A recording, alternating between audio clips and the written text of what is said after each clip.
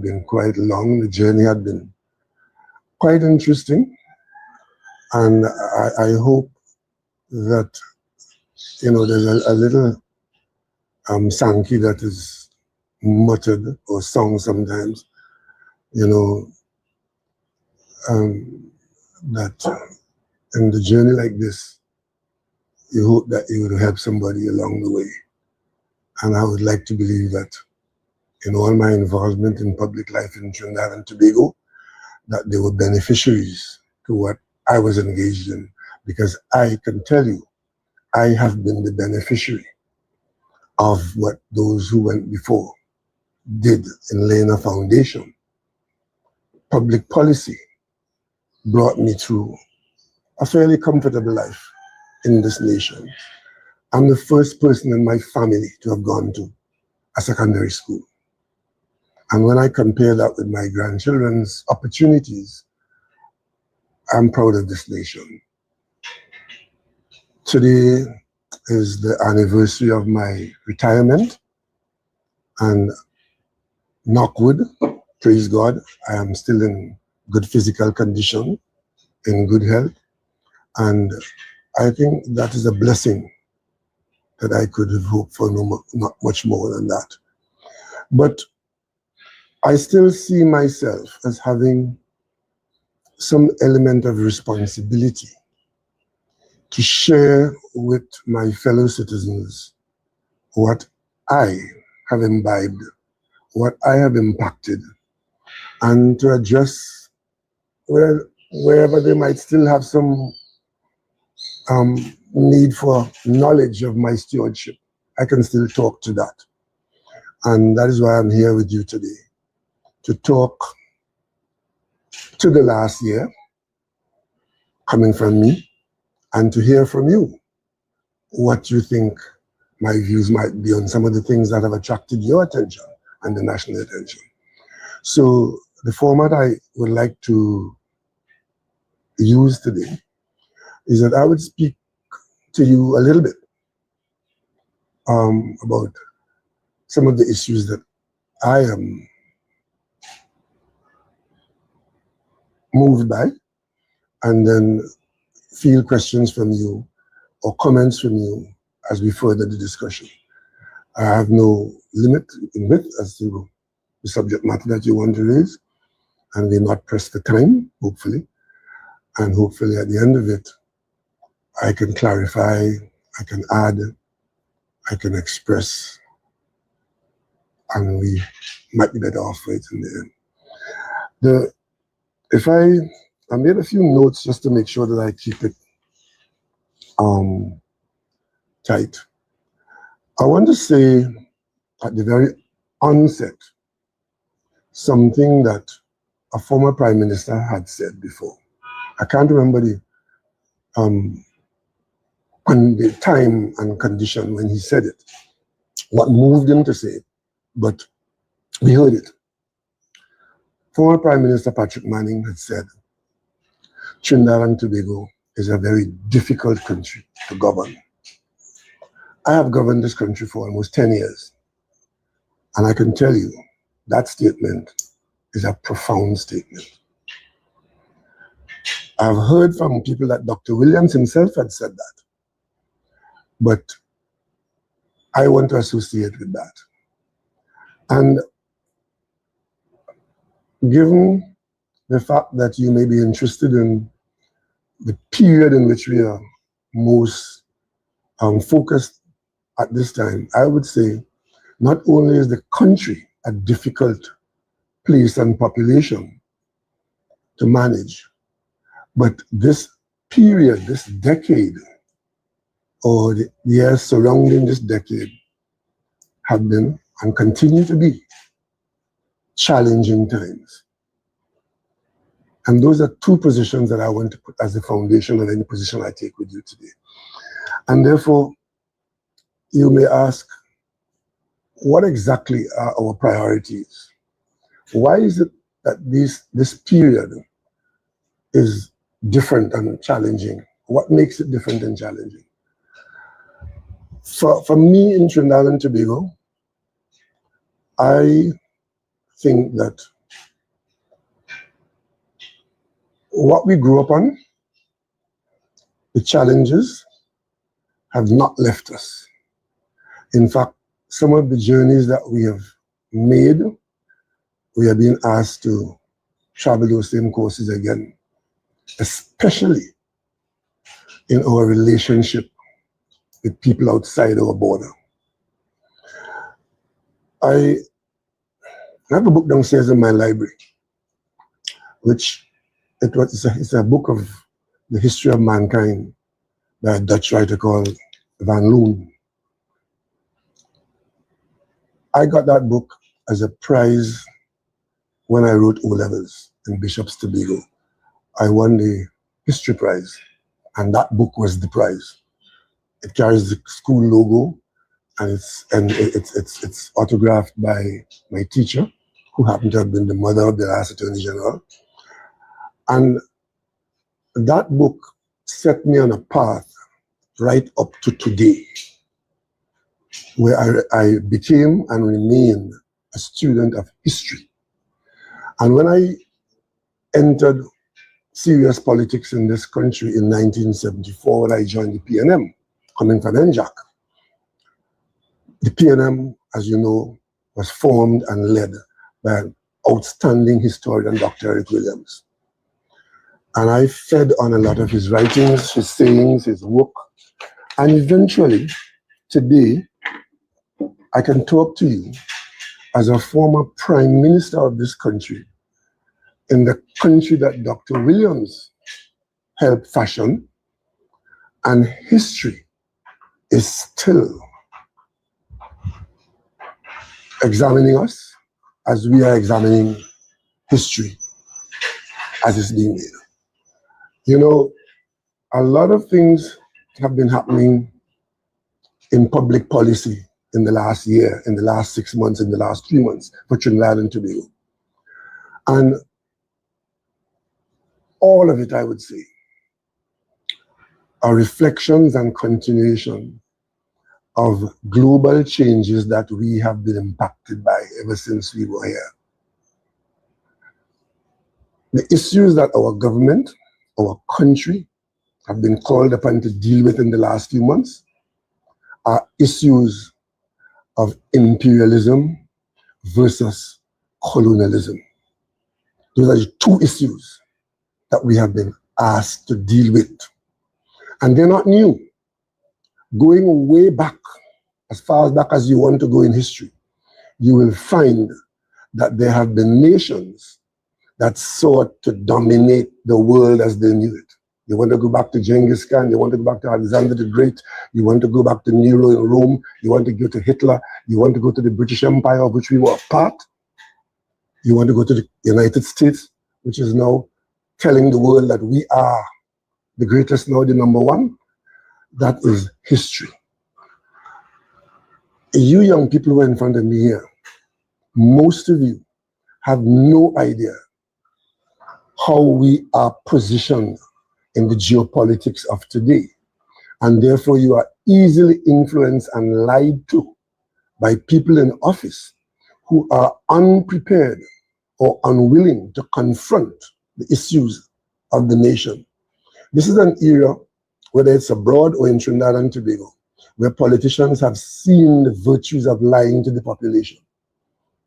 And therefore, where they are required to show knowledge of the issue, it's all hidden, and they throw out to you and overwhelm you with social media moronic offerings.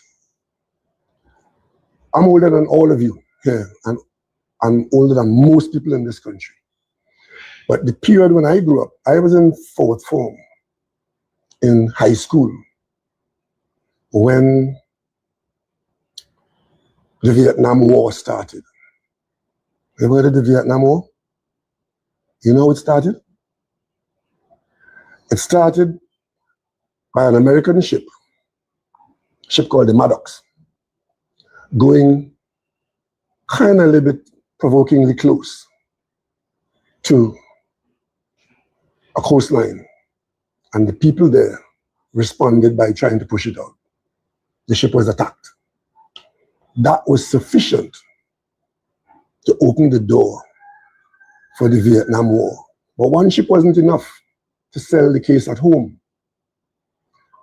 If you look at the historian's summary of that and another incident with another ship called the Turner Joy, the historians will tell you the part of the story about the Turner Joy being attacked was a lie, but it was required to sell the story at home to get permission to start the war. And that Vietnam War resulted in millions of lives being lost. And it came right home to the streets of the United States, where pitched battles were fought over should we, shouldn't we. Some of our nationals here fought in that war. Right? Today, in Trinidad and Tobago, where we have had sound, non-aligned policy, because our leaders, our founding fathers, whether it is Eric Williams, whether it is Sukarang, whether it is Robinson, we found that in this traumatic period or other periods like it, the best place to be is non-aligned.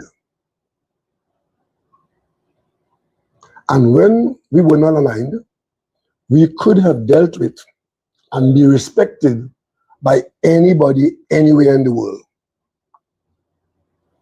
You all are too young to know when mainland China was not China at the UN.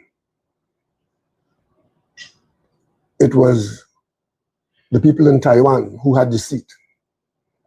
Trinidad and Tobago was a newly independent nation in 1962, led by a historian, Dr. Williams, took the position that while that may sound logical and reasonable and truthful to some people, that China is Taiwan, an island off the coast of China, we as an independent, non-aligned nation, we support the point of view that mainland China is China, and we voted.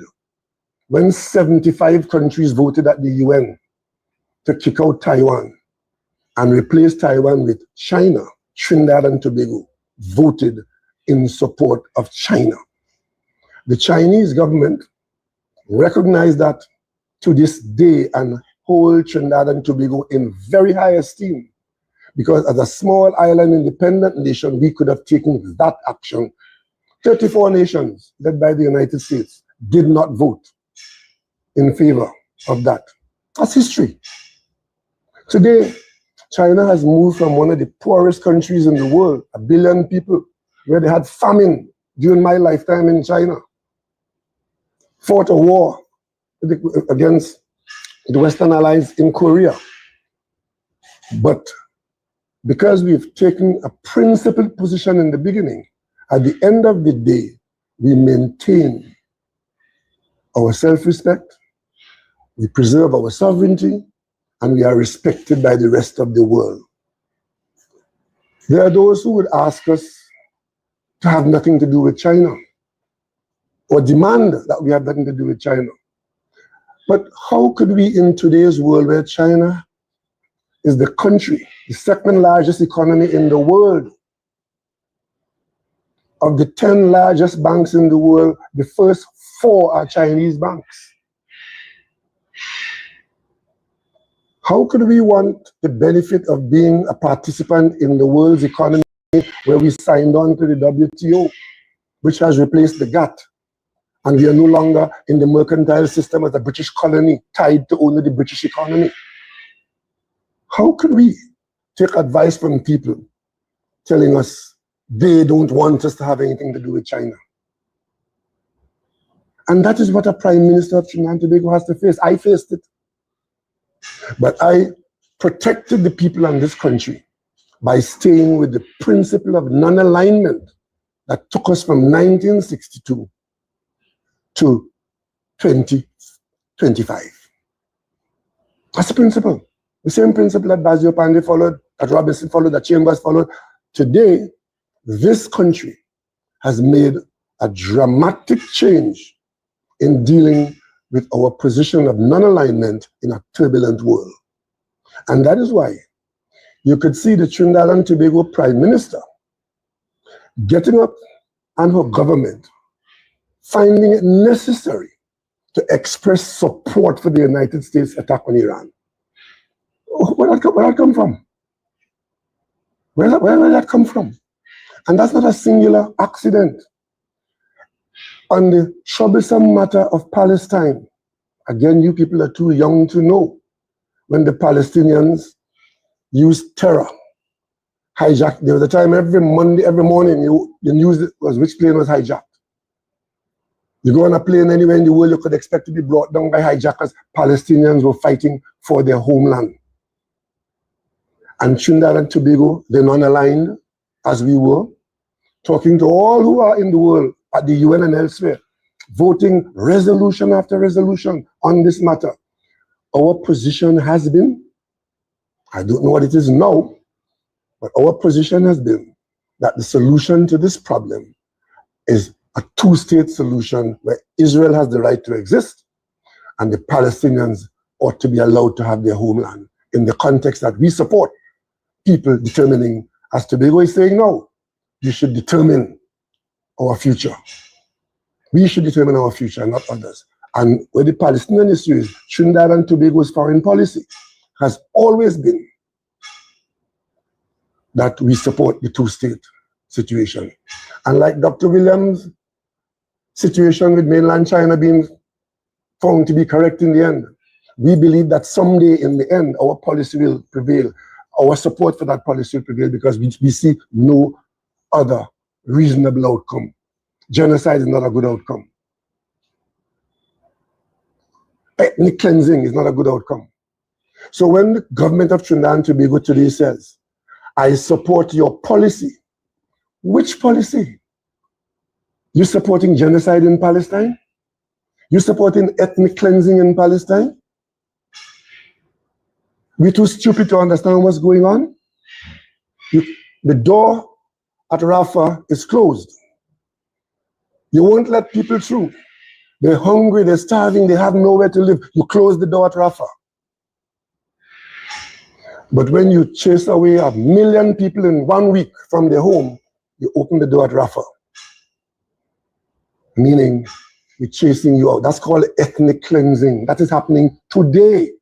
And the question is, where does Trinidad and Tobago stand in these matters? It stands with Trinidad and Tobago government saying, we support your policy. Saying that to people in Washington who can't even get support for that policy among their own people. So the question I want to ask today as a Prime Minister of recent vintage in Trinidad and Tobago who left our non-aligned policy intact, my question today to Mrs. Kamala Persad-Bissessar, Prime Minister of Trinidad and Tobago, when you say to the Washington that we support your policy, which policy are you supporting? Because there's a whole plethora of policies that are now coming to the fore, requiring a position from Trinidad and Tobago. Is it the policy that we are reliving the whole question of the civil rights movement, where people are now having to fight for their vote, where if you're of a certain color of your skin, or you speak a certain language, or you come from a certain country, you are to be thrown out from the country in the way that is happening right now?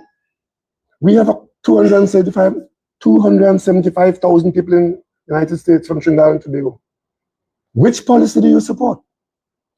So that is out there. But one of the big issues that we have in this country, and had for quite some time, is the whole issue of safety and security as threatened by violent crime in our society. When I was Prime Minister, this issue was front and center stage.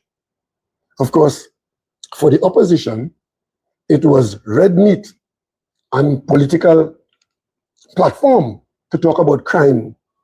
Every crime in this country was the Prime Minister's failing. How many times I've been accused of, as Prime Minister, of not preventing this from happening, and the Prime Minister, unfortunately, the blood still flows. Last night, 4 people got killed in the last 24 hours. That's normal. Doesn't even make the news. But We can't treat with these issues if we lie about them or personalize them. We will not engage. It will just rotate from one government to another. So when we as CARICOM hold our position as non-aligned in the world and telling CARICOM and leading in CARICOM that we are stronger together. If we go out singularly, we're going to be picked off one by one and made a jackass of. But if we stand together, speak together as one people, as one, we talk about the Caribbean nation. CARICOM is one of the oldest international bodies of its kind in the world, successful. When it was 50 years old, we had a big celebration here in Trinidad. Dominica was supposed to be the chair. Dominica gave way to Trinidad and Tobago so we can hold the celebration in Chagaramas. That's what Trinidad and Tobago was. And as far as the United States was concerned, they were represented by a leading delegation at CARICOM's 50th anniversary, because the relationship, there was never, and there is never any question about our relationship of friendship with the United States. But there's a question of respect, sovereignty, and vassal status. So we're fighting crime. A new government comes in while I'm here, retired last March. A new government came in 1st of May or thereabouts. So I could look on and see, what is it they're going to do that's different? Because we did the best we could. The problem is very intransigent. Let's see what they're going to do. They had a plan. They didn't tell us that the plan was to hand our country over to support the policy of some other country outside. And what is worse? What is worse? Trinidad and Tobago today, the crime plan in Trinidad and Tobago today, the chairing of success of the crime plan in Trinidad and Tobago today is one where we are running afoul of a very fundamental principle that we got our independence on and that we are living on and being defended by, and it's the rule of law. I took the trouble last night to go into my library and find the best description of extrajudicial killing, because that has dominated our news for this year. Where does Trinidad and Tobago stand at a time when extrajudicial killings are so front and center stage? One, the government refused to accept or to engage the fact that even one or more of our nationals have been so killed. There's a lawsuit right now in the United States. I don't know if you all know that. There's a lawsuit in the United States now going on, progressing in the United States, where frontline lawyers are accusing and suing the United States government on behalf of two families in Trinidad and Tobago who have been killed extrajudicially. The question that one has to ask, where does the government of Trinidad and Tobago stand in that situation? You know where they stand? The Prime Minister and the Attorney General, who are the country's two constitutional offices, they are the two people in the cabinet who must be in the cabinet. The others, they have to be there. Those two must be there. The Prime Minister tells the world about the wonders of American, the throwaway phrase now, kinetic strike. There are two things that have become throwaway words in Trinidad and Tobago. One is OFAC license, and the other is kinetic strike. Kinetic strike means the power and skill of the United States military can physically kill you at will. Trinidad and Tobago supports that. Let me, for the benefit of this population, particularly the young people, and for the older people who have not had the exposure that we have had, to understand what is being offered to us today. And I don't want anybody in this country to tell me that PNM and UNC is the same thing. We are not. There's no way a PNM government could be truthfully accused of being this, advancing this, or supporting this. So for the benefit of the population, coming out of my library, I prepared this so that we can't say we don't know. When they feed us what they're feeding us, we cannot say we don't know. We must say we choose that or we don't care. And I read for you from the authorities. Extrajudicial killing is the unlawful killing of a person by government authorities, security forces, or other agents of the state without due process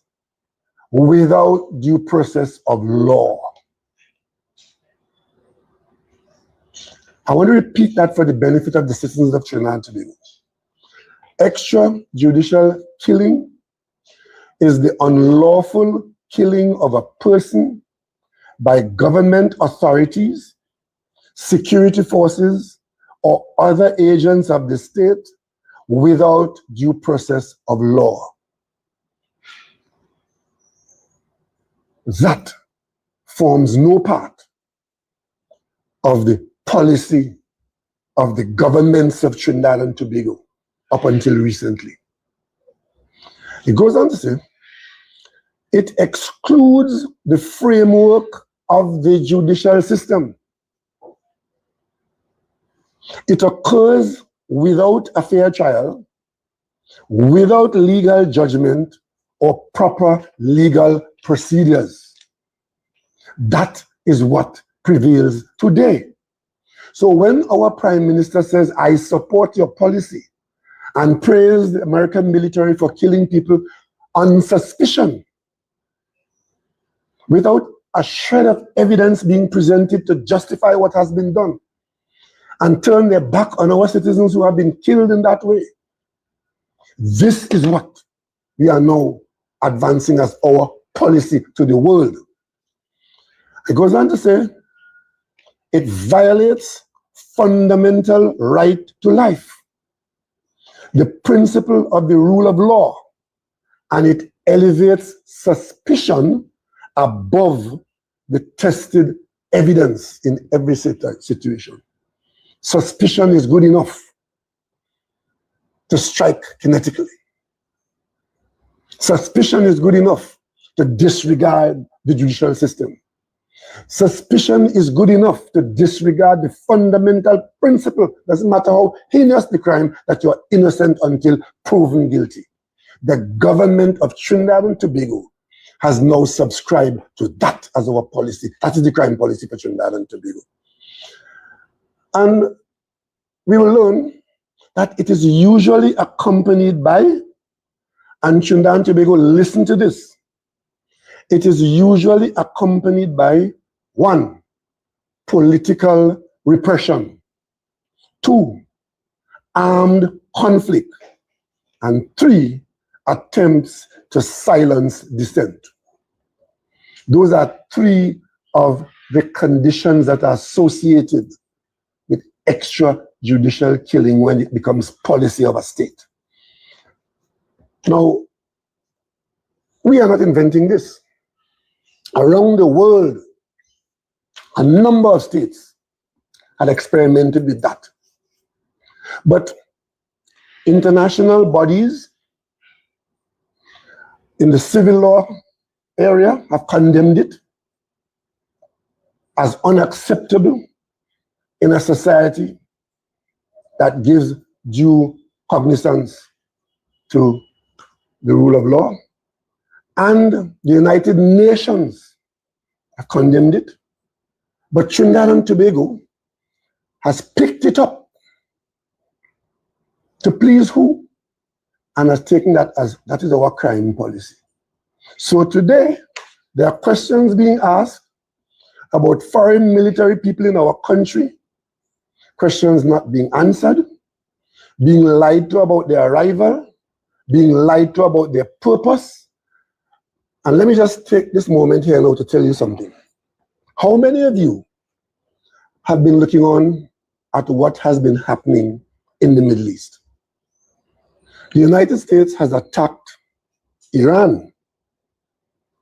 And what has happened after that? Virtually every country west of Iran and south of Iran has been struck by Iran. As I speak to you now, it must have been an hour or two ago, they managed to open the airspace over Dubai in the Emirates.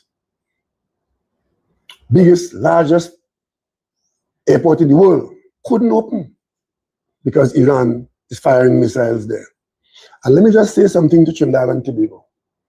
After all the foolishness that our government did in ditching our non-aligned policy and becoming a virtual combatant against Venezuela, just ask yourself, had there been a hot war with Venezuela, why do you think that we would have been different to Bahrain and Dubai and whoever else the Iranians are striking now?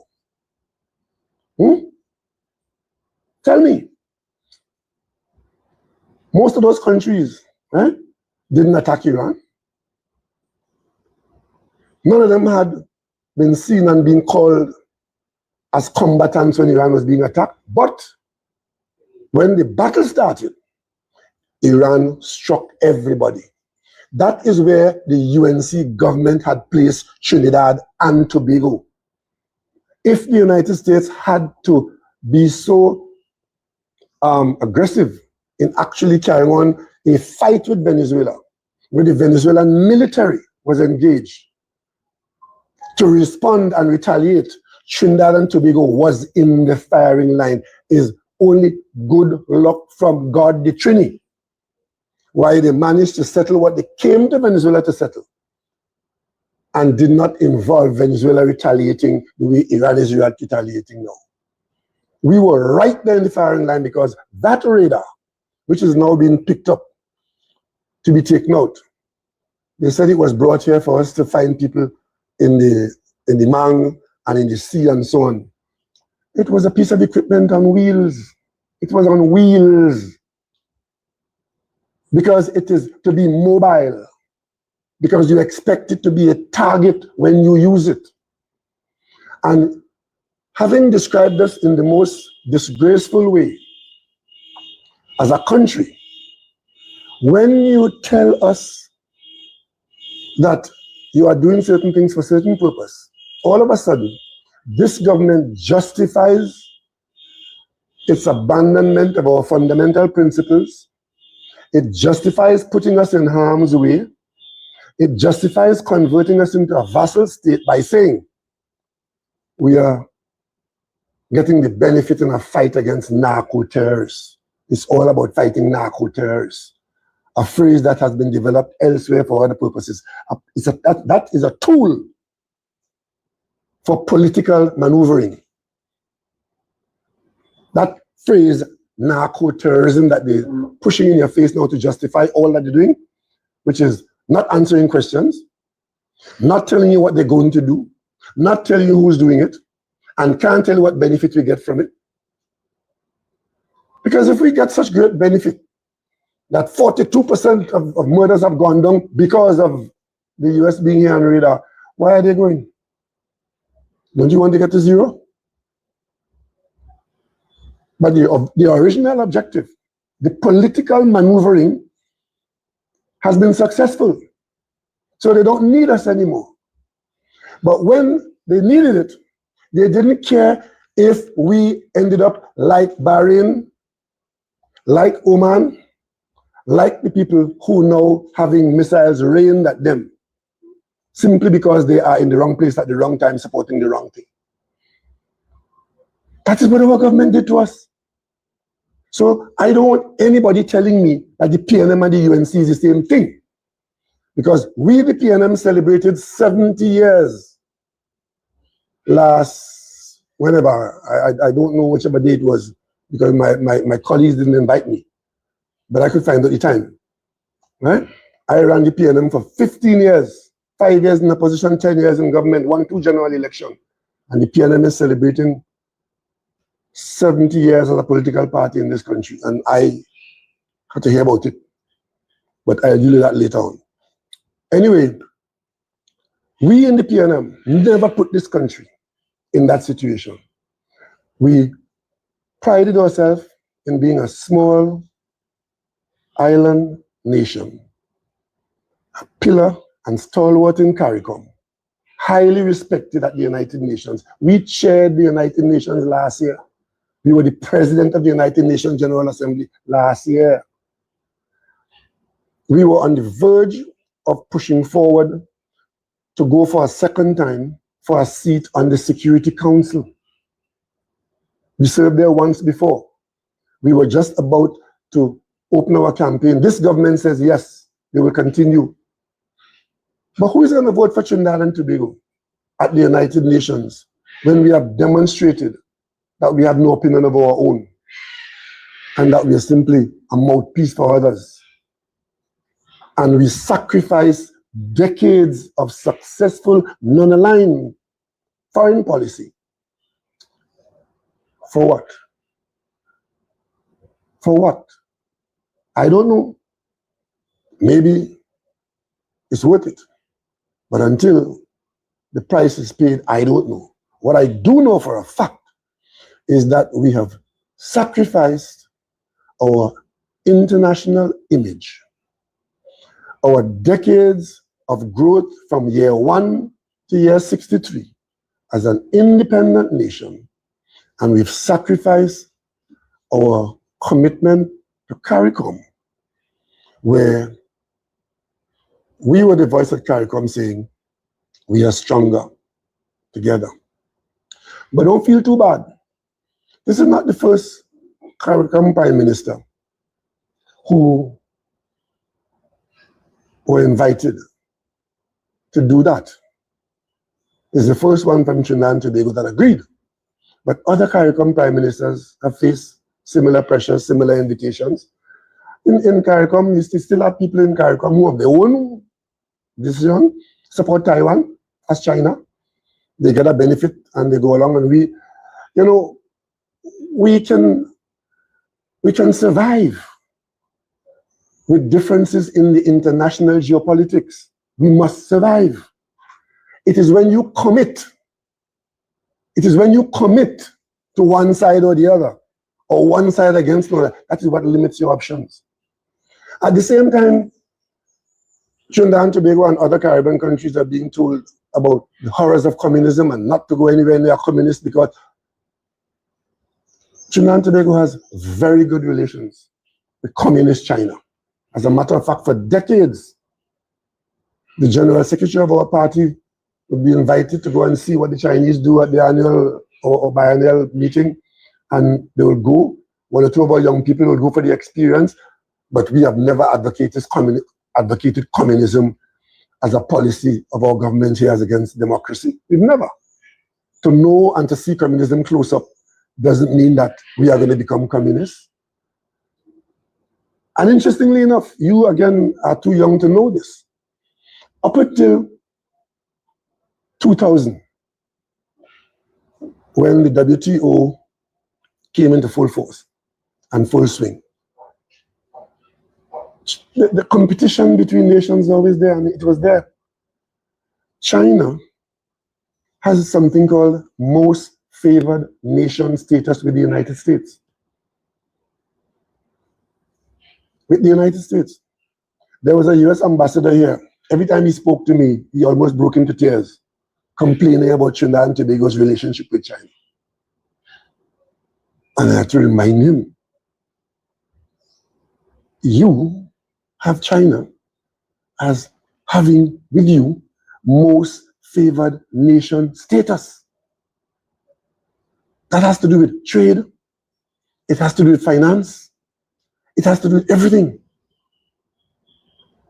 So what are we to do as a small nation of 1.3 million people? We are to survive between these gears. I see the Attorney General. I didn't see it in the Parliament, I read it in the papers. The Attorney General of Trinidad and Tobago having to be published that he is in the clear because he got legal advice from somebody in England that says that these kinetic strikes that are killing people in the ocean are legal. That is Trinidad and Tobago's Attorney General providing support for the Prime Minister and her government who's supporting the policies that I just mentioned. Now, I have no doubt you might have got it, but it's interesting that that lawyer cannot give that advice to the country of his origin. Because at the same time, our Attorney General is getting advice from an English lawyer that this extrajudicial killing is good for you because you are defending yourself in a war. The British government, who gave that lawyer permission to practice law in England, is saying publicly that they do not support and have an issue with the extrajudicial killing in the Caribbean Sea. But we are talking about a British lawyer telling our Attorney General, if you suspect somebody, that person now becomes a combatant in war with you and you're free to kill them with a kinetic strike as invited by another country. Let us take the logic down the road, a little closer to home. If it is that our Attorney General on our behalf and our Prime Minister on our behalf accepting that this war that we are in, it is okay to kill people on the ocean on suspicion. Isn't it easier to kill people on land on the same suspicion? When does that policy end? It ends by Nicacus? It ends in Blanchisseuse? If you are quite prepared to accept extrajudicial killing on the water, interestingly, it was this same Prime Minister when she became Prime Minister the last time, who told the country, you don't need to do anything out there on the water. You need to fight crime on land. And that was the policy that caused her to give away the 2 OPVs, take back the money from the English and spend it as she saw fit. And we had no offshore patrol vessels. My government found the money and bought 2 of the best offshore patrol vessels in this nation ever had. Those CG-41 and CG-42. They can go out to sea and stay for 4 weeks patrolling our distant waters. But I have to listen to people from the UNC saying that the PNM government and Rowley did nothing about crime, and that's why crime overrun this country. The same people. And you now have a policy that it's okay to kill people in the water without reference to anything that is judicially sound. I'm putting you all on notice now that that is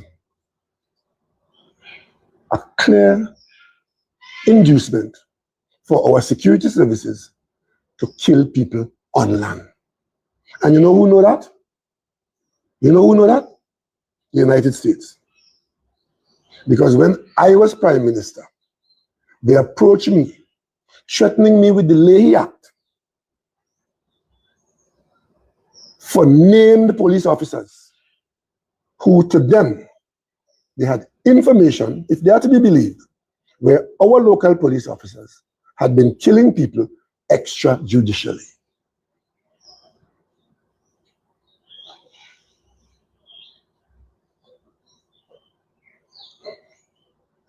Last 2 days ago, a person was murdered in Sangre Grande. Interestingly enough, that person happened to have been a frontliner in the election campaign in Sangre Grande. I know because I observed the campaign from close up. I wasn't leading the PNM at the time, but I was close enough to know what was going on in the various constituencies. We were holding that Sangre Grande seat, and we were fighting for it. We had to win that seat if we were going to win government. So we knew what our opponents were doing. There was a particular gentleman who was a mover and shaker against us in that campaign. Literally, the wings beneath which the UNC candidate flew. Today he's a minister. We had a period of state of emergency here, and the reason given then to the president was that a minister's life was being threatened. That person was picked up under the powers of the state of emergency and kept until the power expired. The person came out from there, we got another state of emergency, and then the person is executed inside the ground in broad daylight. And this government, this UNC wants us to believe that there's no connection between that period of history and that incident in Sangre Grande. But while that is so, my prime minister could go in the parliament of Trinidad and Tobago, where people are being killed extrajudicially in a region by the most powerful military in history, as they like to boast. The most powerful military in the world have carte blanche to kill people extrajudicially because of narco-terrorism business. The Prime Minister of Trinidad and Tobago uses the office of Prime Minister and the Parliament of Trinidad and Tobago to go and say in the Parliament that the PNM has built its buildings at Tranquility Street off money from narco traffickers. Now, bear with me. Doesn't that drive you to a position to want to be able to react in kind? PNM, you know, 70 years we ran this country from government or supported it in opposition. And the Prime Minister, who has converted our nation into a vassal state, gives a notification that she has an important statement to make in the Parliament. So I pay attention, because my Prime Minister is making an important statement. I'm still literally a news junkie. And that is what the Prime Minister goes to the Parliament to say. Well, today, I want to tell Mrs. Kamala Persad-Bissessar, I led the PNM. I joined the PNM in 1974. I held high office in the PNM from 1987. I served the PNM in opposition in government as a minister of government, and I led the party for 15 years. The last 15 years before this statement, I led this party.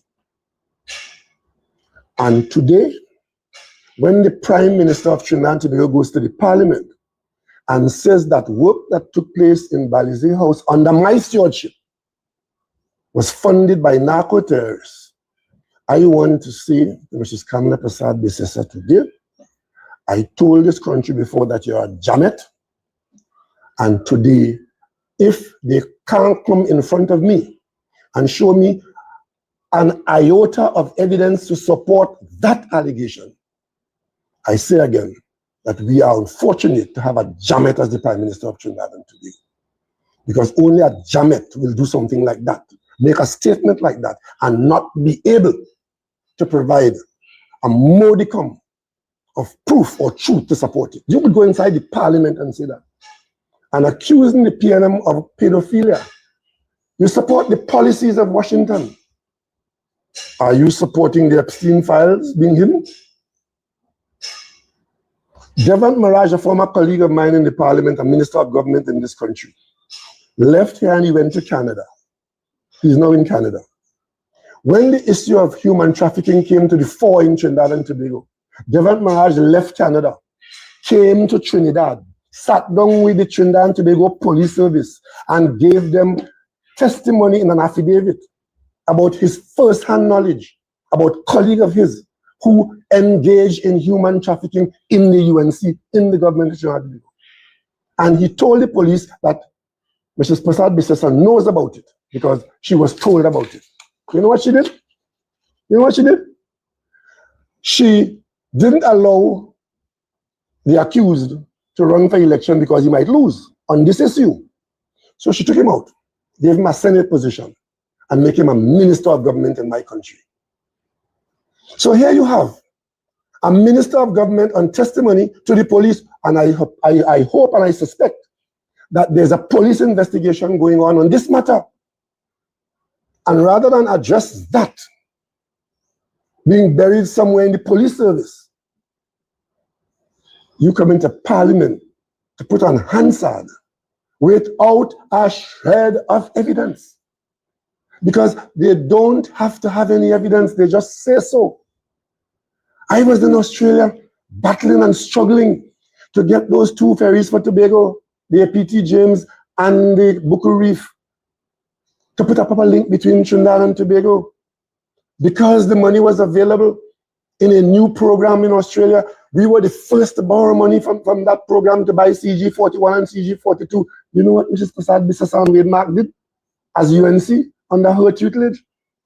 They wrote the Australia Attorney General and told him that there was corruption in this arrangement between me and Malcolm Turnbull, the Prime Minister of Australia.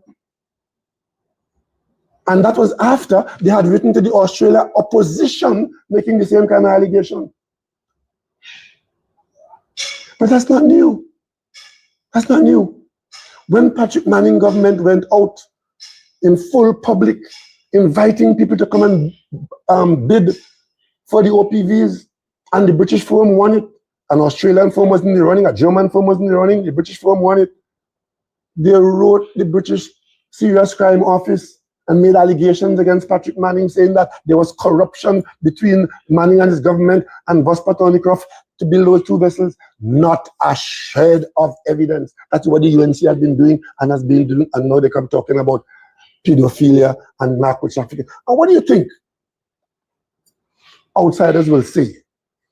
They will say the Prime Minister says so. Trinidad and Tobago Prime Minister told the Parliament that the PNM is involved in narco trafficking. So maybe I have to expect now that they'll come and pick me up here and carry me away like Maduro too, because that's what he was accused of. So far, I have not seen the evidence. There's a court matter in the United States if it ever comes to that. And we expect that if judicial processes prevail in Washington or wherever else in New York, that evidence will be brought forward. But to be accused of narco trafficking, and you know who was beating that pan behind the Maduro story? Kamla Prasad Bisesa. And let me go a little further. I went to Antigua with a passport from Trinidad and Tobago. As soon as I came out of the Prime Minister's office on March 16th, I had my passport changed. I got a brand new passport immediately after that says former Prime Minister. But it happened so quickly. It was in that month when all of this thing happened. When I left office, March, the election was in April and so on. I turned up in Antigua. The Trinidad and Tobago authorities told the Antiguans that I am traveling on an unofficial passport, because they thought I was still traveling on the Prime Minister passport. But of course, my passport was brand new saying former Prime Minister. So if I had gone to Montserrat on that passport that I had in my possession, that is what they were hoping that I was going to be embarrassed and turned back in Antigua. That's who they are. That's who they are. So today, I just want to let the population know that in PNM 70 years, we've climbed many mountains. We met many people along the way, but we only met one Kamla Prasad Bisesa. And that is why this behavior, this country's image. So you don't care that you're damaging the country's image with this lie, that the Prime Minister is telling the Parliament that the previous Prime Minister was engaged with narco traffickers. Narco trafficking is big business in some countries in South America, as is and was judicial killing. I don't know how many of you know what happened in Chile, what happened in Brazil with respect to extrajudicial killings. It was in the 70s, late 60s and 70s, it was normal. military coups, normal in South America. I worked in South America for many, many years through UWI. I worked as far as Chile. I know, I've been there. So when my experience was in the Vietnam War, it was the Israeli wars in the East with the Palestinians. It was a South American experience, and it was being in the office of the Prime Minister, where people were coming to you with their version of the world, their version of their decisions, telling you what you should and shouldn't do, what you should be and shouldn't be, I had to go from here to Washington with Mia Motley and one of the Caribbean Prime Minister to sit down and have people accuse Trinidad and Tobago of engaging in offshore banking, and as a result of that, our bank should be de-risked and we should not be allowed to enter the American banking system.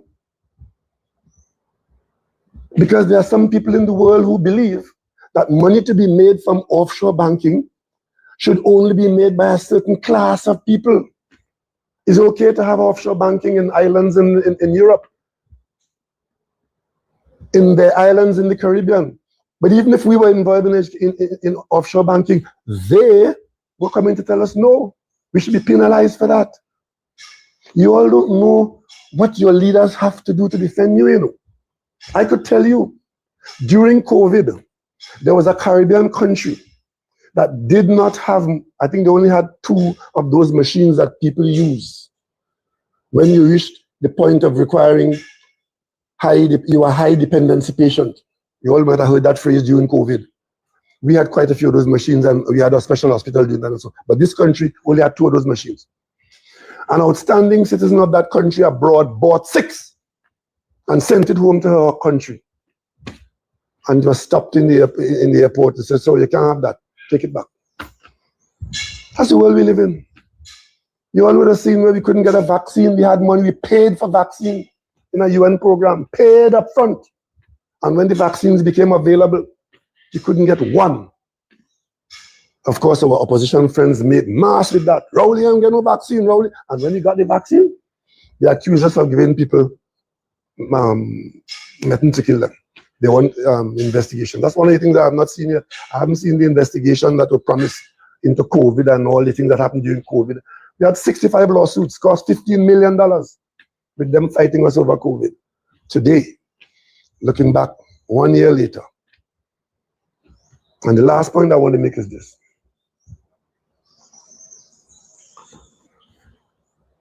We are on very, very thin ice right now with respect to the protection of our national business at Point Lisas, where gas for petrochemicals are required to be protected in some policy of gas allocation and not just be carried away by more money for gas through LNG. And this government is showing no competence, no interest in managing the inherent conflicts that exist there so that we can survive both with LNG and petrochemicals. There is an inherent conflict because we, in the PNM government, we had 10% in Train 1, which has since been closed. We had 11% in Train 4. But we spent a lot of years fighting and successfully managed to merge Trains 2, 3, and 4. And we have interest in Trains 2, 3, and 4. So now that temporarily the war is pushing the gas price up, there's a temptation to forget who we are. We are petrochemical producers and we are LNG sellers, both. But NGC is the gas supplier and is also a shareholder in LNG. So there's that conflict that the petrochemical requirement could suffer as we go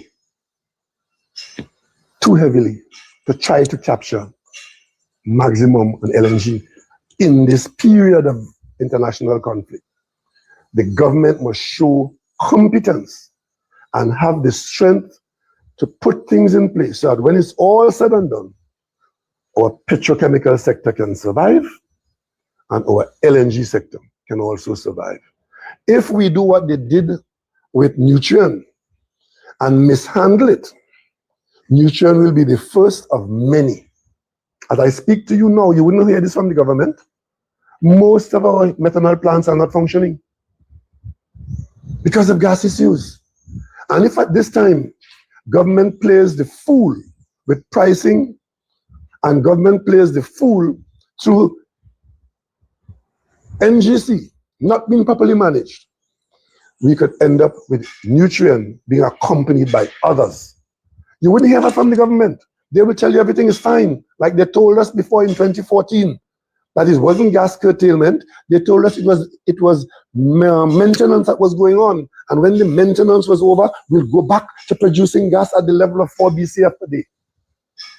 When in fact, it was a downhill slide, which has now taken us down to about 2.6 BCF. So we are accustomed to them lying to us or not saying anything.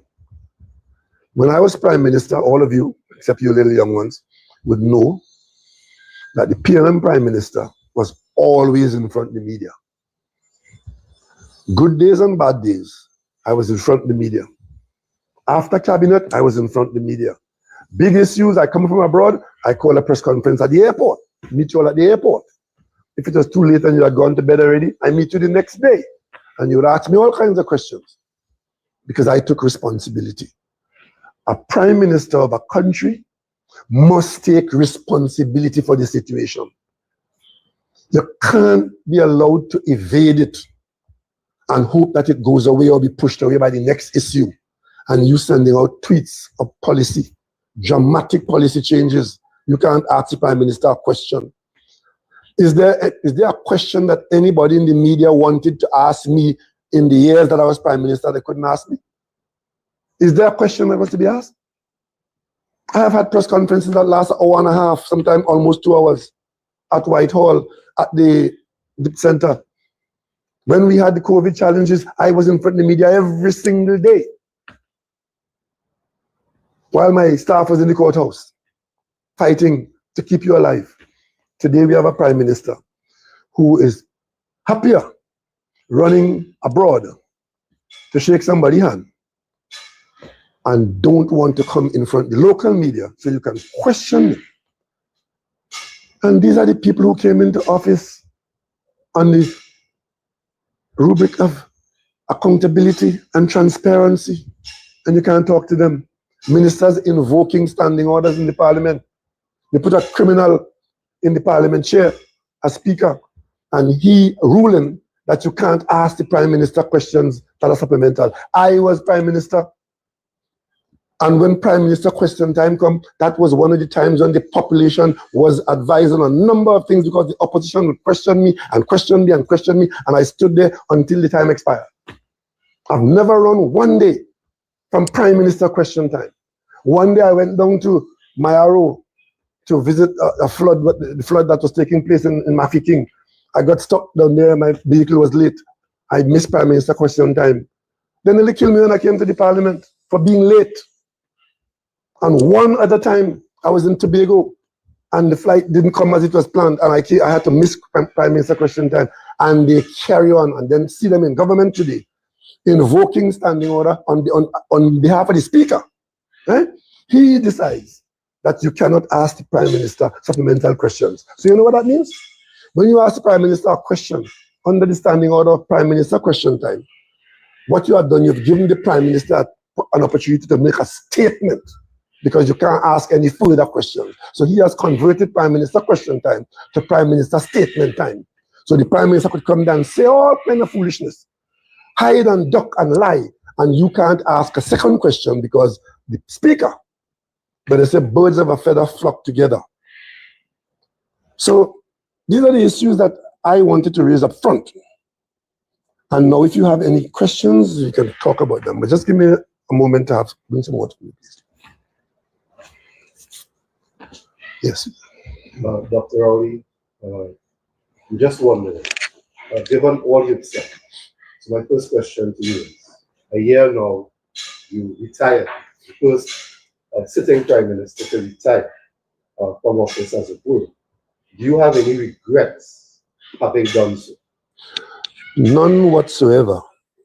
I must admit that the transition in the PNM didn't go as I anticipated that it might have gone, but that is a PNM matter which I will deal with sometime in the future, not today, as I said sometime.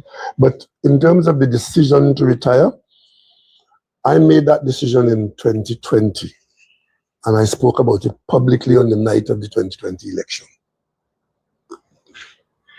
There were many people, some of the pundits and the columnists describe it as, oh, it's just what politicians do, they fly a kite or a balloon and look to see. I was absolutely certain. And as I said before, it was my intention to leave office in 2020 because I've been in the political arena for a long time. And I never felt that it was my calling from higher reaches. I felt it was a job. It was something I did. I came into it accidentally. I gave it my all. The reason why I did not leave in 2020 was because of COVID. COVID came to us in late 2019, and by the time 2020 came around, we were deep in a pandemic. I thought that it would have been irresponsible of me to leave the country in a pandemic when I could have stayed on and do what I thought was best for the country. So that's no regrets of having left. What about taking that straw poll in tobacco plantations in terms of handling that transition? Regrets in terms of how you... No, I am quite happy with the way that was handled.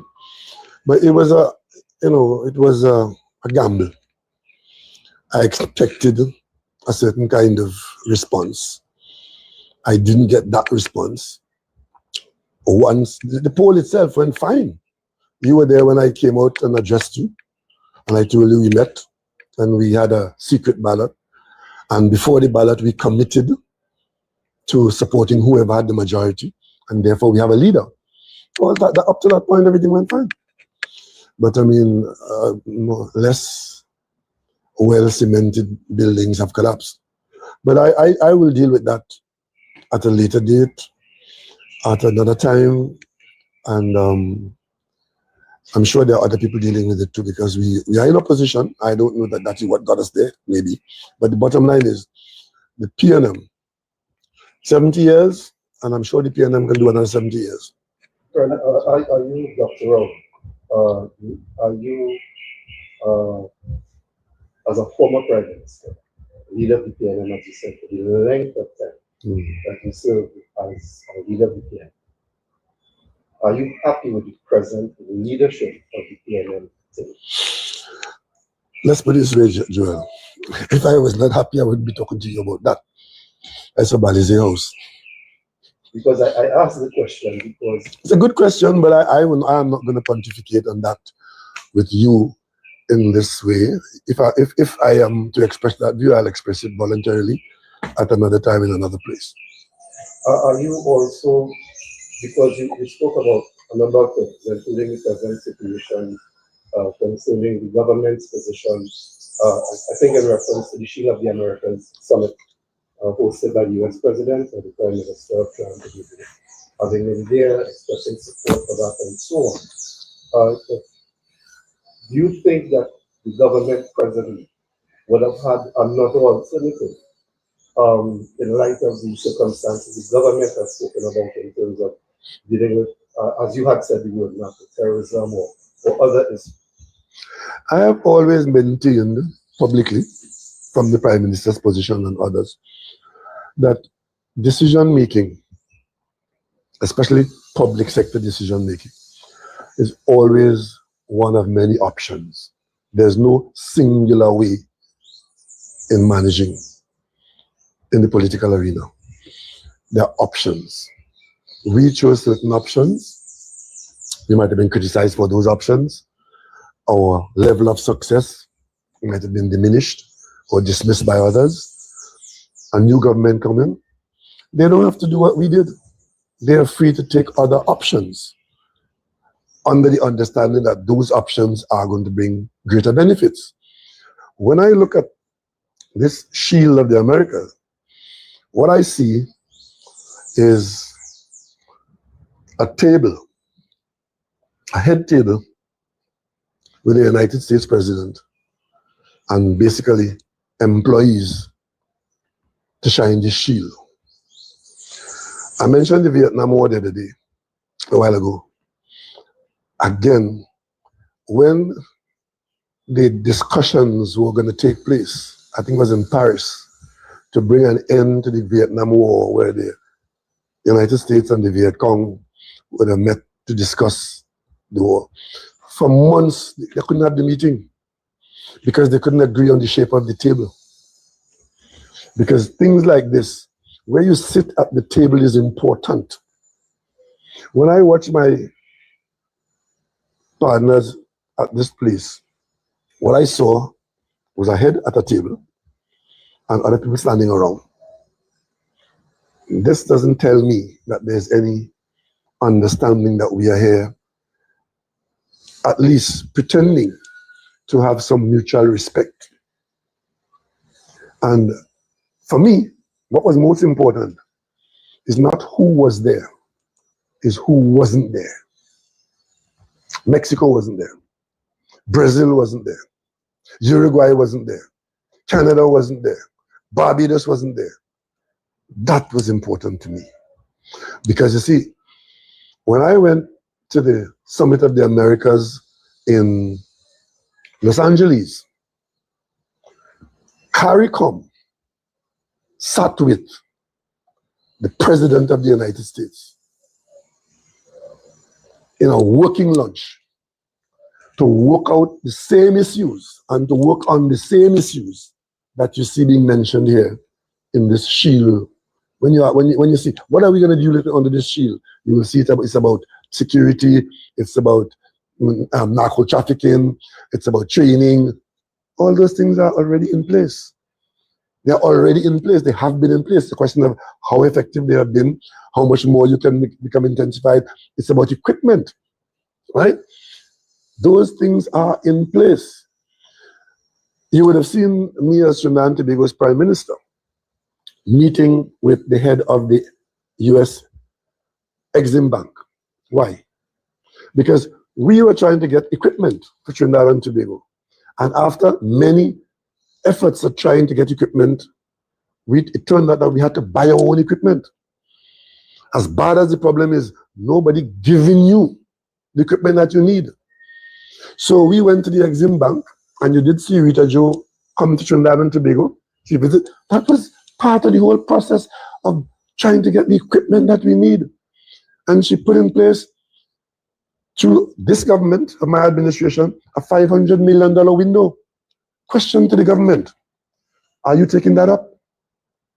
Are you going there to get the equipment that we know we need, that we've taken steps to get the funding for? Or are you waiting for somebody to give it to you? I don't know.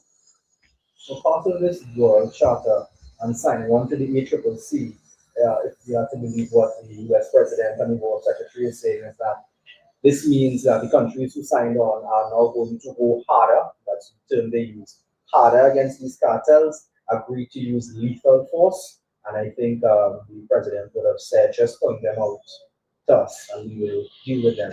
And a big question we had for the Prime Minister and the Defense Minister, we haven't been able to ask yet, is that the countries will adopt a shoot first policy in its waters, on land. Are they going to, what does this mean for the due process? What does this mean for evidence gathering, prosecution?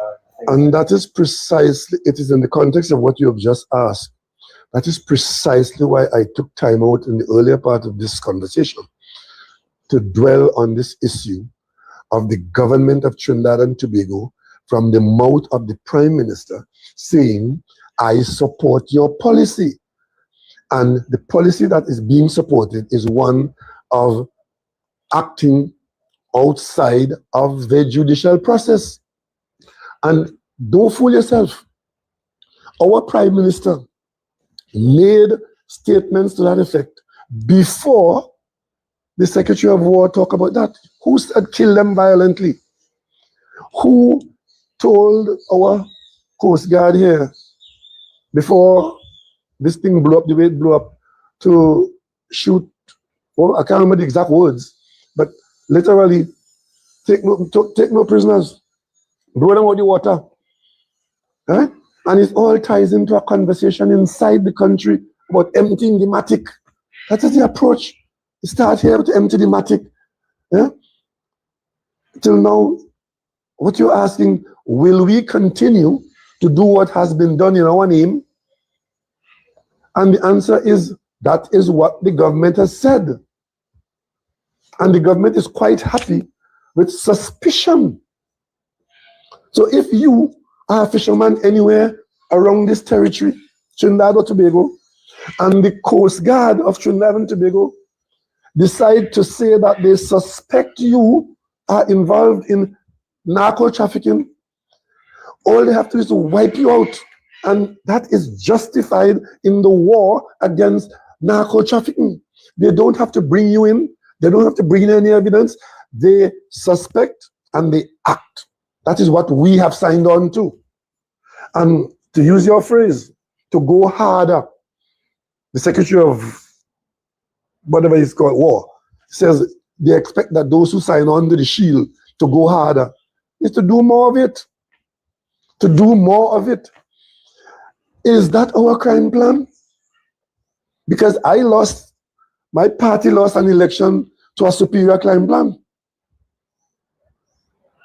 Eh? And we have an Attorney General that is telling us that he has British legal advice that it is okay to kill people on the waters around us without a shred of evidence. So the answer to your question is, yes, I expect them to do that because that is now the policy. That's what I'm objecting to. Are you anticipating a further litigation?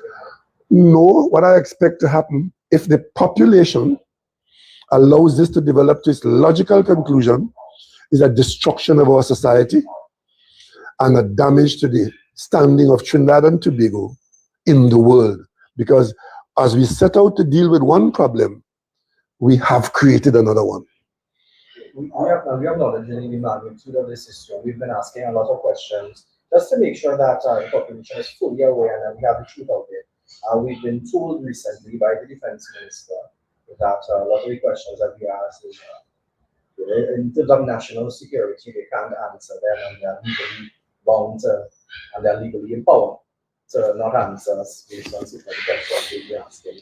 Where do you stand with that? Because I know at times we would have asked the former administration certain questions and we were told similarly, national security issues, we can't get into certain details. I am not sure that it is similarly. If you can point to the specific instance where an equivalent matter, you asked the PNM government. I know you were asking, like for example, sometimes you ask, what are the details of a gas contract? Right? Now, that in the commercial arena, the price at which NGC buys gas is not made public. So even the companies operating in Trinidad and Tobago, they don't know what NGC is paying the other company for the gas. The price at which NGC sells the gas to a user is not known. These are trade secrets. This government come into office and guess what they did? In trying to prove that they're more transparent than the PNM, they go and mention the gas price. You know where that put NGC now? NGC cannot properly negotiate contracts now because everybody know what margin NGC is making on the gas that they're buying, how much they're selling it for, and in the negotiation now, they know how hard to stay, when to dig in their heels and when to give in. Simple as that. So outside of the gas contract, I can't recall where my government said we're not telling you. Of course, there are state secrets. When you're Prime Minister of a country, a lot of information come to you, right? I can't sit here as I'm talking to you now and tell you everything I know. I would be irresponsible. because from the Prime Minister's position, certain things came to me only because I was Prime Minister. I have to make a judgment now, as the current Prime Minister has to. Do I tell all of this to the Prime Minister? When we had the issue with the SSA, I told the Parliament, I can tell you, I made a statement, but in the statement I said, I am only able to tell you certain things. I said so to the Parliament. So it wasn't a question of saying no to you. I told the Parliament that there's more, but I can only tell the Parliament so much when the SSA was attended to by the Cabinet. The same thing with the Clico matter. When I received the Coleman report, I see people lying about that, but I'll deal with that at another time. When I came in to be Prime Minister, the Coleman report was being prepared. It was a report from an investigation that was done on television. When the Coleman report came to me as Prime Minister, I immediately did two things. Came to the Cabinet, and a copy went to the GPP. It was my intention to put that report in the Parliament because, frankly, this report came out of a television program where people were cross-examined on TV and so on with Clico, the Coleman inquiry.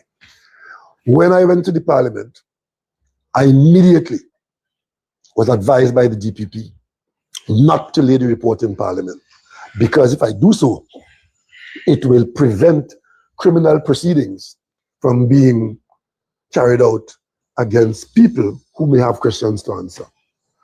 As a responsible Prime Minister, I took that advice, but I made a short statement in the Parliament confirming that the report made recommendations and that some people would have questions to answer. That's all I could have said.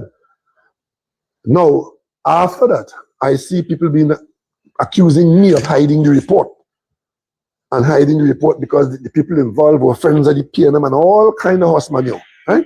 The bottom line is that report was stopped from going to the Parliament with the understanding that another arm of the state was proceeding to take criminal action against persons who would have had to defend themselves. But the truth dies hard in some people's quarters. That's the fact, not the facts. But if you can tell me of one other instance where you wanted information from my government and we hide behind national security, I can recall a minister in the PNM government when I was there invoking that standing order and saying, as a result of which, I can't answer the question. The number of instances they're using everything now because they've been using now the discretion of the speaker. It is to the speaker's discretion. Look at what happened the other day. On Private Members' Day, where this is the only preserve of a day in the Parliament, private members are there willing and ready to engage to speak on behalf of their constituents, and the speaker makes a ruling that I've heard enough.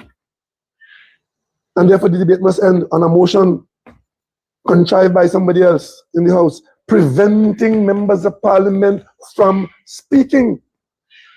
That's where we are. That's where we're going. We haven't heard anything officially about the Rowley about the reason why that radar has been removed from Tobago. We heard phrases about the radar prior to that in terms of how it helps our national security apparatus. But we haven't heard why it was removed so suddenly. But we were told that it was coming, but no rationale as to why it's being removed. On top of that, people are starting to question if the radar was there specifically for the purpose of the abduction or kidnapping or the arrest of former Venezuelan President Nicolas Maduro. And now it's over. They don't need the radar there. But Avinash, sorry, not call you Avinash. Sorry about that. Akash. Where is your own understanding of a situation like that? If you had looked at the specification of that radar, as some people would have done, you would have seen it is specifically designed and used in a particular way for targeting. It's a radar to assist with targeting, not to prevent us, not to protect us from people coming to us. And we still have the problem, unless the government is prepared to say to us that the problem of narco trafficking and drug dealing and arms running and women handling, that have gone. So we now have no further need for it. Unless the government is prepared to say we have no further need as we had earlier in the year, it is clear that this piece of mobile equipment came into our country for a particular purpose. And the purpose had very little to do with narco trafficking. Narco trafficking is the tool, as I said to you earlier on, the statement, a tool to bring about the political maneuvering. The political maneuvering is over. They have got what they wanted out of Venezuela. They now speak of high praise of the Venezuelan government and the corporation in Venezuela. Maduro is in jail in New York, and Trinidad and Tobago is here talking a lot of foolishness about we having solved crime in Trinidad and Tobago, but the American radar, I'm sure they're laughing at us for being, we were described in a particular way by the president before, and I'm sure that they talk to themselves after and say, see what I tell you? They must be laughing at us. And we are proud to have gone to be part of a shield when we have been so used. And I could tell you, I was prime minister of this country for years. And a lot of what would have been said to this prime minister was said to me. It is just that a PNM prime minister coming out of a party that Eric Williams formed in this country, right? Who believe in our nationalism, believe in our sovereignty, believe in our self-respect, and knew that our non-aligned status had value to us. We acted in a particular way, and another government acted in this way. Not The US would have approached the US Prime Minister to install military assets and to have. There's nothing new under the sun. Nothing new under the sun. It may not have been in the same words.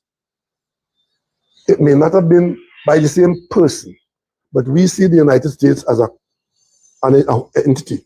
Doesn't matter who is in the White House. We dealt with the United States government. We dealt with the United States people. And it doesn't matter who they vote for. That is their right to vote for who they want to vote for. I could tell you, when we did all this to and fro between here and New York and Washington in fighting for Trinidad and Tobago's interests, when it was important to us to get an OFAC license, we dealt with people in the Democratic Party, we dealt with Republicans. A lot of the meetings, both there and in the Caribbean, was a question of dealing with elements of the United States government. Right?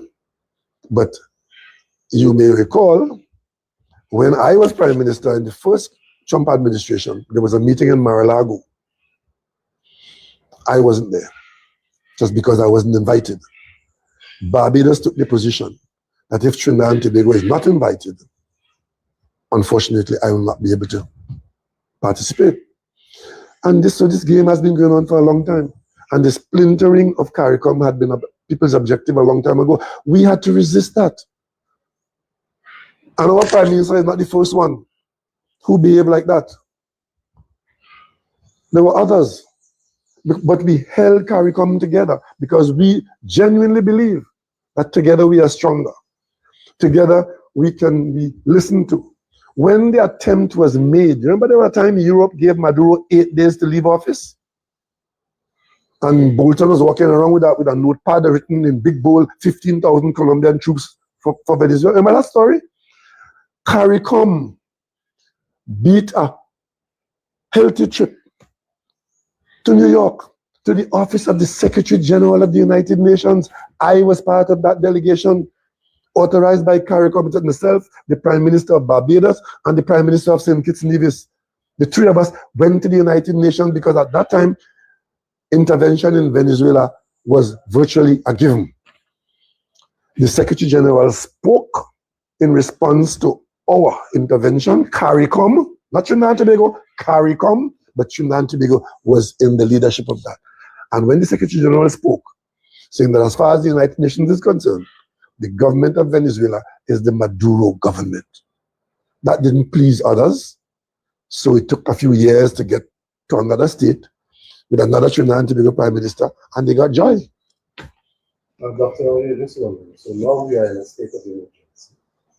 in the parliament within the general reference on more than one occasion to the state of emergency called under your administration, I think at the end of 2024. I'm talking about there's no distinction, there's a distinction, there's a difference between the SOE that was called under your administration and the two SOEs called under the present government. Do you have any response to that? An emergency is either an emergency or it's not an emergency. All I will say to that debate in the parliament that took place the last Friday, the government was required to tell the parliament what was the reason for the emergency. No such thing happened. They talked about it. If I was a fly on the wall in President's house, I would have really been keen to know what they told the president to get the president to agree to that state of emergency. But they certainly did not tell the parliament that, you see, an emergency is something out of the ordinary. It can't be that I feel that this will help me. I feel that this will work. I want to use an emergency as it can't be that. You're required to say about a specific abnormality. A state of emergency requires an abnormality to exist or to be imminent. And you want to head it off. Or it has existed and you want to intervene. It can't be I had one and I see the murder go down. I want another one. I want a third one. Because we are what? This is the third one into the fourth one. This would be the fourth one. One from the PNM, right? And this is the third one from this government. There was two before. One and there was an extension. Anyway, okay. But I'm saying this one was after a period of normalcy. What was the abnormality that developed that caused this one? And they went to the parliament and there was nobody on the government side who pointed to the abnormality that can be labeled as an emergency. Another thing you raised. And that needs to be looked at in the context of the Constitution, because what they have done is an ongoing removal of your constitutional rights as a crime plan. When we were never of the view that the state of emergency, a lot of people were asking for a state of emergency under the PNM. And as Prime Minister, I was being attacked for not taking on the issue and not being concerned about people being killed. But it was because we never felt that a state of emergency is in fact an effective crime plan. The police eventually convinced us in a situation where they showed us where these people were prepared to go to war among themselves. And we have to intervene to stop that bloodletting. We did that with a state of emergency. And as soon as the first period ended, we ended the state of emergency. So when the new government came in, that state of emergency had been ended because that situation had been, right? And we could have told the parliament and could have told the country the reason, right? We have since had states of emergency. This is a new one. And I dare say, I did not see a case being made for an abnormality, which could have been called an emergency. But they don't have to. We have the majority in the parliament, put up anything to the parliament, vote it into law, and we go with it. That's how we're being governed. Because you brought it up, so I'm going to ask this question to you, because you're responding to what the Prime Minister said about how the construction of the new Balancing House building was funded. Could you see how it was funded? We raised money for 15 years to take action at Balancing House. 15 years. The property at Balancing House, number 1 and number 2, Tranquility Street, the party got those properties way back in the 60s, I think it was, by members, foundation members who were in a position to buy those properties. There are 2 house spots, those were house spots. Buy them and give it to the party. They could call them finances, whatever you want. But when the party was formed, we got those two parts. One first and then the car park. And we started, in fact, the old Balize house, before the renovated Balize house, had reached a point where we couldn't go upstairs because the floor had become dangerous. But we couldn't do anything about the building. But we could think about it. We went and we straightened the floor to be able to use upstairs. You might have been there as pressed and so on. There was an attic above that that was locked off. And of course, it took us 15 years going back to my first campaign manager in this constituency was a fellow called Charles Patterson. When they were down here, he was my campaign manager. He was a trustee of the PNM. And he was the first person who raised with me as trustee of the PNM the need for us to take action to begin to do something about the old building and of course, and to build on the new building, the new where the car park was. We got an income, considerable income, from renting out that car park. That new building that you see there are 2 floors of parking there. We see that as a potential income earner. There's significant income to be earned from that. And we spent 15 years of my time aggressively putting together funds to be able to embark on the building of that new building. And another arm of the party, others did the old building, paint job and some masonry work and a new roof and so on. We did that. Our party is 70 years old, and if after 70 years, with over 100,000 members, we can't raise money to build a place to be out of the rain, too bad for those who are jealous. But when you come to accuse us of criminal conduct in that exercise, I call you a jammet and a liar, because you are tarnishing other people. If you had done the same thing for your party, you might have had a headquarters, but they raise money for their own pocket. Eh? The PNM, among the things we did, we asked party members to contribute in a Barabic program. You know what that means? If you could pay $10, pay $10. If you could pay $15, $20, some members helped with that. We had members who are wealthy and well off who said, I'll help you with that.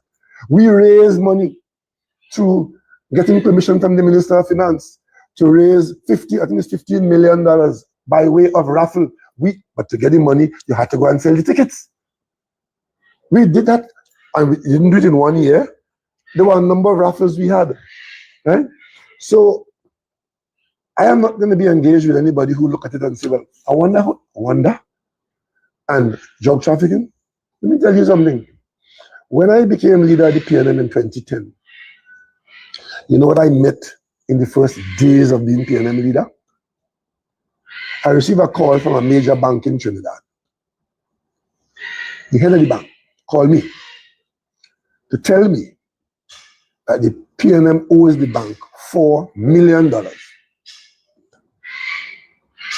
You ever hear a political party borrowing money in bank to run an election and then lose the election and then leave a new leader to pay off $4 million because a bank, and what asset all you have? You have one asset, was Balize House. Understand? I had to send the treasurer of the party to the bank to use his begging skills to beg off from the interest, and then took years of party members' contribution and office holders' contribution to pay it off. Because another thing too, we in the PNM, when we get office, we acknowledge that we got that office on the strength of the PNM. And against that background, there's a standing requirement in the PNM where every office holder, prime minister, opposition leader, mayor, councillor, you pay 5% of your earnings to the party every month. That revenue stream helps to run the party, and it helps us to pay off debts that we are incurring here and there. The PNM is an organism that lives by virtue of ensuring that we work into the future. Right? It took me years to pay off that $4 million as PNM leader. We have elections to fight.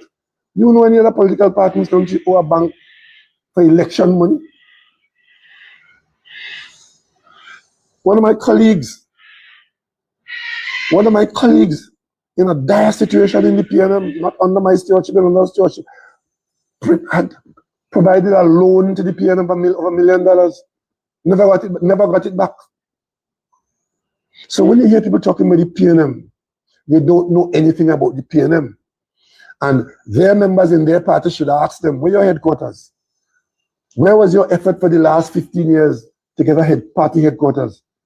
This is your third or fourth go around in government. The party is how many years old? We handle things differently. As Prime Minister for all the years I was there, every month before I see my salary, 5% go to Balize House. Opposition leader, same thing. So they can make these allegations. It is for you to ask them for support for the allegations they're making. And if you can't support it, then you are irresponsible and malicious. But when a prime minister goes to the parliament and accuses a political party in our country of being so close and involved with narco traffickers, that goes beyond the pale. You're telling the world that our country is corrupted by narco traffickers to the point where we need the armies of another country to come and fight a war to protect us from narco traffickers. You really figure the people who are killing people in the zone and in Laventille and elsewhere over the local turf, that the American military are going to come in here and help us do that? But we want two things we want. We want effective, modern policing, and we also want to understand and accept that violent crime is a public health issue in Trinidad and Tobago. Trying to personalize it and put it on the PNM shoulder, and if I come into office, murderers will stop murdering people. You'll see the proof of that already. They were telling people, when the PNM is in office, murders go up. That is the kind of foolishness they've been talking. And that's why they could come now when they're in government and they're not making any significant change. You come now and raise the ante of trying to smear and tarnish the PNM. People who are not PNM members in this country, who have never voted PNM, if they examine the facts of their circumstance, they will realize that they owe the PNM a debt of gratitude. There's not a family in this country who has not been positively impacted by a PNM policy that changed their family or their individual life. I'm living proof of that. Every one of my brothers were brighter than me. I'm the only one because I was the youngest one, because public policy came too late for them. Today, the economy of Trinidad and Tobago is an economy where we judge ourselves against the world. But how did it get so? How did it get so? Successive years of PNM administration moved this country along from being a colonial backwater. Everybody who goes to hospital in Trinidad and Tobago today, they want all the benefits of the leading edge technology. When the PNM took over this country, going to hospital was to get a bandage. That's what it was, to get a bandage. And I want to ask the Prime Minister while you're on this, what is your position with respect to the use of Cuban medical personnel in Trinidad and Tobago? Tell the country that. Answer those questions to the country, because you are the Prime Minister. Right? Don't hide from the population. Don't hide from the press. And you all need to get answers to those questions. There's a Minister of Health. Let him tell you. We have used the Cuban experiment. Cuba trains people, spending Cuban resources, and then send these people abroad, give them opportunity to be doctors and nurses and other healthcare givers, and they go abroad and they contribute back to the government to run the program. Somebody come and tell you that is human trafficking. What Devant Maraj told you about the man that you make a minister, that is not human trafficking. But a policy where a country provides training and pays people the market rate in the country, you know, aping and echoing that. Trinidad and Tobago provides nurses to Canada and the UK. Every so often, people that we train here pay to put them in school and whatever. When they become nurses, people come and recruit them and carry them abroad and put them in their hospital abroad. That's been happening for decades. Is it that we are trafficking in humans? When we send people abroad on government scholarship, my children won government scholarship. So when they finish, what is the story? Don't they have to come back here and provide service to the country or pay back the money? Somebody come and tell you a program that in Cuba where medical service is provided by a training program in that country, and then the people go out and work. The Cubans who work here, are they really enslaved? You know that? Have you all been to any institution and meet any of them in hospitals here? There's also a humanitarian crisis right now in Cuba due to the blockade. And I was planning to ask you as well, possibly last question. One more. What do you think about how this country's foreign policy is handling that Cuba situation? Well, I should ask what you should know. I would want to know what is the position of the government of Trinidad and Tobago on this matter.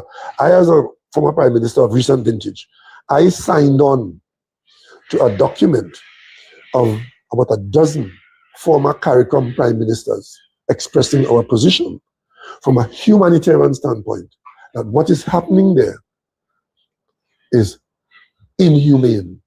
And what is, you know what it is? You know that is forbidden by the United Nations? That behavior against Cuba, that kind of behavior is forbidden if the world is to be a better place. The United Nations Charter forbid you from doing that. What is to prevent them from doing it elsewhere? Because I support your policy. The policy is might is right. Did our Prime Minister see the statement made in the Munich conference by the American Secretary of State? That is the policy we support. That Europe must get up and reclaim its position of being a colonial master in the world. Well, Eric Williams taught us too long and too well to accept a new colonialism. So other people can have their point of view, yes. We can hear you, but we can disagree with you. What our country is saying is that we're not going to disagree with anybody saying anything as long as they befriend us and tell us who our friends must be. Losing our non-aligned status has in fact cost us our self-respect on international issues of geopolitics. Our Prime Minister has a lot to answer for, and she has answered none of the questions, whether it is on Palestine, whether it is on racism, whether it is on blockading Cuba. There's a video of her speaking up for Cuba in the presence of Maduro, right? But something has happened and she has been transformed into being the person who has destroyed Trinidad and Tobago's currency on matters of an international standing. We are far worse off now. And I tell the population something I noticed on the Facebook comments, a lot of people talking about, well, we can get gas from Venezuela and we can get gas. Really? Is that how you go about getting what you want from a neighbor or from a friend? Really? Let me give you the last point I want to make on this matter. Remember, a fella came from India, a member of parliament from India. Very well, one of the richest families in India, business house. Came to Trinidad and Tobago and expressed an interest in oil refining and wanted to undertake a $500 million investment. And the person came here from Venezuela. Because when I went to Mumbai, and I met with the group of businessmen in Mumbai about Trinidad and Tobago, one of the things I spoke about was the refinery. That group of people said, we have a colleague who is in Venezuela, and we'll get on to him and let him come to Trinidad. He came, Mr. Jindal, remember him? And the minute he came here to show an interest in the refinery, he sent his team. When he got back to India, they came and they looked at the refinery and they committed that they will get involved with the process with the government to see what they can do. the UNC start launch an attack on the man and his business. And one of the attacks was that he wanted to bring Venezuelan oil here. Remember that story? Let me ask you a question. Suppose what has happened here now had actually happened because it was preordained by God. And Jindal was in fact in a position to bring Venezuelan oil to a refinery in Trinidad and Tobago. What would have been Trinidad and Tobago's position now? Would you have been better off? Or are we better off now with the refinery? We don't know what's going on with the refinery. All we're hearing is that this one, that one, this one, that one, and the OWTU. This one, that one, that one, that one, and the OWTU. These are questions that you need to put to the Prime Minister and the government. There's a Minister of Energy who has not sat down on a single table with the government when the government is dealing with energy matters. Are you all aware of that? Energy is our lifeblood. The Minister of Energy, whose portfolio is that product, has not been part of the delegation at no time. These are the people. When I sent Stuart Young to the first Guyana Energy Conference, because I was busy dealing with other matters here, and Minister Young went from the Prime Minister's office, they come to Parliament and raise Cain that I had not gone to Venezuela because I am friendly with Granger and I'm not talking to Ufanali. Ufanali is one of my closest colleagues in CARICOM. But they knew that the Prime Minister was supposed to be there. But today, all kind of energy business taking place. But the person who is missing, the chairman of the NGC is threatening our business at Point Lisas and is destroying the NGC. Where's the minister? Who is talking for the NGC? The chairman. Who is harassing companies? The chairman. Who is making decisions on contracts like they want to increase the price of gas when people talking about going home? The chairman. Are you all aware of that? But you can't ask the Prime Minister nothing because she is not prepared to come before you in her 90. Dr. Olivi, the other question I have for you. In the year that you have retired as Prime Minister, there was an election in Tobago, and we saw the result of the election. PNM suffered a tremendous loss at that election. Being a Tobagonian itself, and also having led the PNM to elections in Trinidad and Tobago, have you had a chance to reflect on what happened in that election and how the PNM could find its way back as it were into the... I have not really been involved too much in Tobago, and I'm not particularly put out by that. Maybe it's because I've been there, done that on too many occasions. I might be a little too optimistic. But one thing I know for sure is that popularity is not permanent. Right? And what I've learned in the political arena, having been there, I was in Tobago as a Tobagonian, as you said, when the PNM lost parliamentary seats, both parliamentary seats, and the PNM, we used to control the Tobago County Council. And in 1980, the first THA election took place. That was my first outing with the PNM in Tobago. And we lost 8-4. And way back then, some of my friends in Tobago were telling me, boy, what are you wasting time with the PNM? For the PNM dead in Tobago, the PNM can't come back in Tobago. And then the next election, we won one seat, 11-1 we lost. More than once. And my friends keep telling me, but the PNM could never come back in Tobago, PNM dead in Tobago. That was their position. Because they thought popularity was permanent. But I was there one night when the PNM won all 12 seats. Understand? What has to happen is that the PNM needs to do what needs to be done, which is to get new leadership. I understand that there's an election to come, there's a campaign, people are going to offer themselves. I hope people offer themselves, because the trouble is if nobody offers him or herself. That's what the trouble is going to be. And the PNM in Tobago has a number of young people, fortunately, whose job it is now to pick up the country, the party's bed and walk. The PNM in Tobago is an autonomous part of the party, and for that, we should feel comforted, because it's PNM business being handled in Tobago among Tobagonians.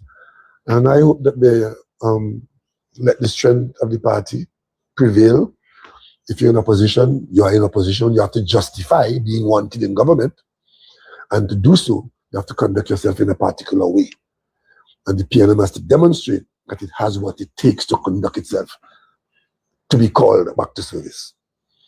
But I'm optimistic that sometime in the not too distant future, that sort of 0-0 situation will change. Yeah? But the people's... Just to be reflective to it. This is building on a question you asked earlier. Is there one particular thing that you wish you would have handled differently? That you, now a year out of office, have you pinpointed one thing that you look back and said, I should have done that a bit differently, and I may have got and you may have gotten the payout that you expected? Yeah, I'm doing a little bit of writing, and it requires doing what you say there, to reflect on how things have gone, because you have hindsight of certain things. And there are one or two things that are surfacing, and I will tell you about that in the not too distant future. But certainly my stewardship, my tenure was not one of perfection, because as I say, there are options. You're always choosing one of many options, and sometimes the option you choose did not pan out, or there were other options with the fluctuation of time would have emerged as a better option after. But throw the tree ain't bad. You know how to? You know how to? You don't know how to? Come on, Joel. Huh? No, it's go and look. I think there's meatloaf. A singer called Meatloaf. Throw the tree ain't bad. Thank you all very much for coming and spending some time with me. I am celebrating a year of retirement. I am very happy that I've lived to do that. And I trust that, God willing, maybe next year I could celebrate another year. And we can meet and see what transpired in the last year. So far, the country is trying to middle. We need to confront our demons. We need to stop personalizing our circumstance. We need to stop hiding. And the people who are in charge of our affairs must stop lying to us. If you want to carry the mandate that you got, this thing about hiding and sending out tweets and being guided by, foreigners who are telling us how to run the country, that is going to get you down to be into big trouble. Thank you all very much.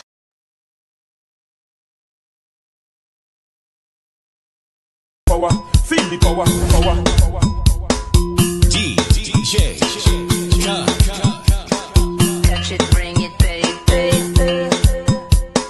Touch it, bring it, baby. Oh yeah, oh yeah. Somebody touch me, somebody touch me, somebody touch my soul. Yeah. Somebody pray to me, Jesus. Somebody touch my soul. Somebody touch me, somebody touch me, somebody touch my soul. Who, me? While I was praying, pray to me, Jesus. Somebody touch my soul. Life too sweet, I can't complain. The only constant is the change, and we go touch the road again. So as long as you call my name, then I will answer. I'm a happy camper, and love is my sponsor. Oh, yeah, and as long as I'm man of life, then I will dance up. No time for no anger, I'm smiling with me hands up, yeah. Somebody touch me, somebody touch me, somebody touch my soul. Yeah. Somebody pray to me, Jesus. Somebody touch my soul. Somebody touch me, somebody touch me, somebody touch my